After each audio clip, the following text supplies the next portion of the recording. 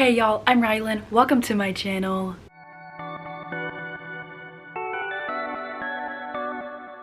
It is November 4th,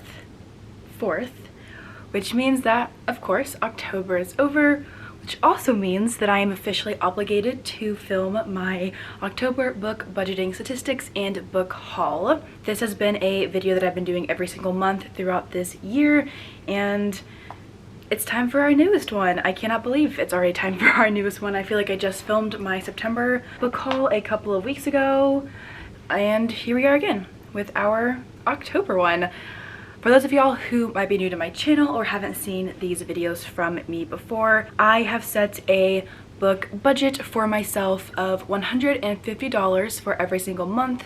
This includes my subscriptions slash regular book purchases, and my goal is always to stick underneath this $150 maximum. The books that I unhaul throughout the month, which I do pretty frequently, filters back into my budget, so whatever money I make unhauling, I can stick back into that budget that I create for myself every month.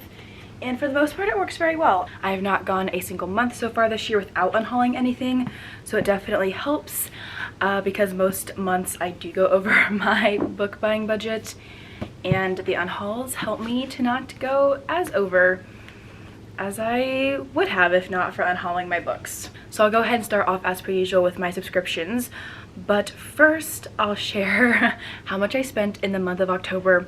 It was much better than September and August, I will say. Did I go over still? Maybe. But this time it was by like one hardcover book, which I'll take. I need to get back into the consistency of not going over my book buying budget, because for the first 6 or 7 months of the year I was doing great, and life has gone a little bit more stressful with my job slash school, and I tend to, what's the word? Use retail therapy, words, as a way to combat that stress. So not to excuse me going over my budget, but this month was so much better than the month of October, so I will take it. And hopefully November will be even better than October was. So in the month of October, before my unhaul, I spent $258.62. But I unhauled $74.75 worth of books. So my total dollar amount spent in October was $183.87, which is only $33.87 over my max. So much better than $300, much better than $200. So I will take it, honestly, after these last couple of months. But going ahead and diving right into my subscriptions, they are the same as per usual. First, I was renewed for Bookish Box for $48. I was renewed for Eternal Embers for $65.99. My Probably Smut renewal subscription was $25. And then I had my Bell Book Box subscription renew, but I had somebody else claim one of the books, so I only spent $31.99 on that book or that box, because somebody else is going to be buying the second book in this 2-book box off of me, which was nice. And yeah, those were all my subscriptions for the month of October, which is not too bad at all. I also had some special editions come in the mail, which is exciting. So I will go ahead and share these first because I didn't actually spend any money on them this month. These were previous month subscriptions that have finally arrived. So first I got the Bookish Box adult subscription box from April, I believe, which was Wings Once Cursed and Bound by Piper J. Drake. Haven't read this book, but it is stunning and I really am loving it. Of course, when will I ever read it? Who knows? I think that this print overlay came from The Cruel Prince, I think is what the Dark King name comes from, but I'm sticking it into here anyway in case I'm wrong. I actually have no idea. I could probably check the details of the box, but it's fine. So this is the first special edition that I got. I didn't pay for it this month or in the month of October, though of course I paid for it earlier this year. And I also got my Probably Smut editions of Icebreaker by Hannah Grace and Wildfire, the first 2 books in the Maple Hills series.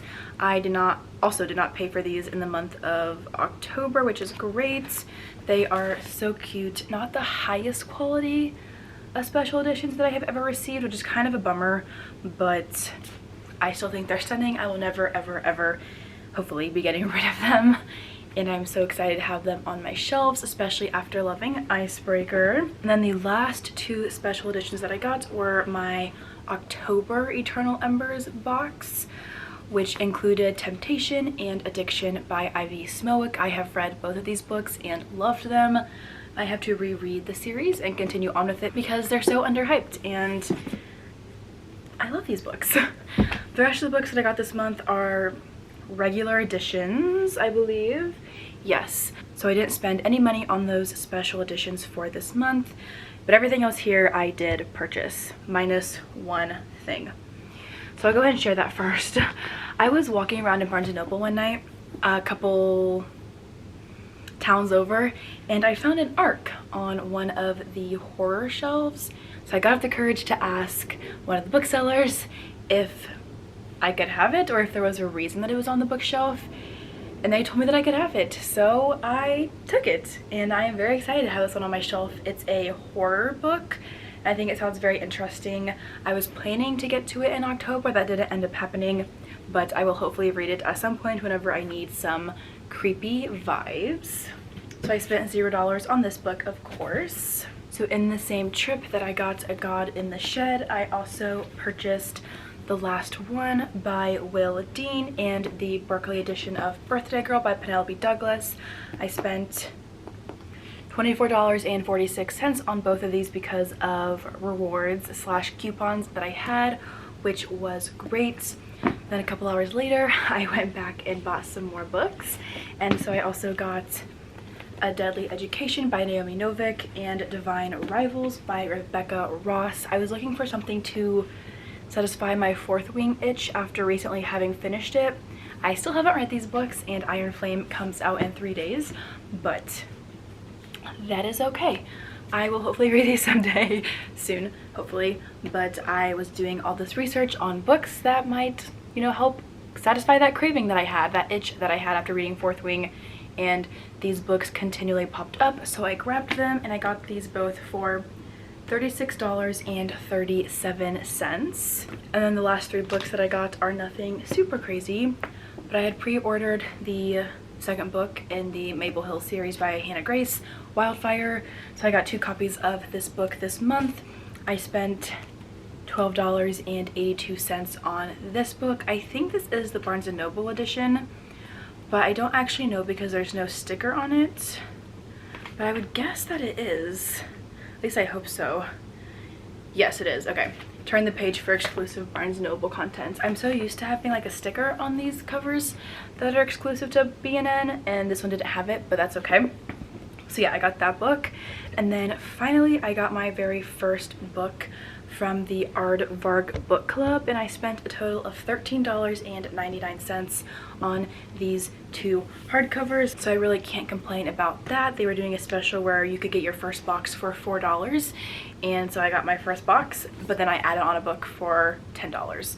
So I got Rouge by Mona Awad, and also Perfectly Nice Neighbors, which I hadn't heard of before, but it sounds very interesting, and I cannot wait to get to it.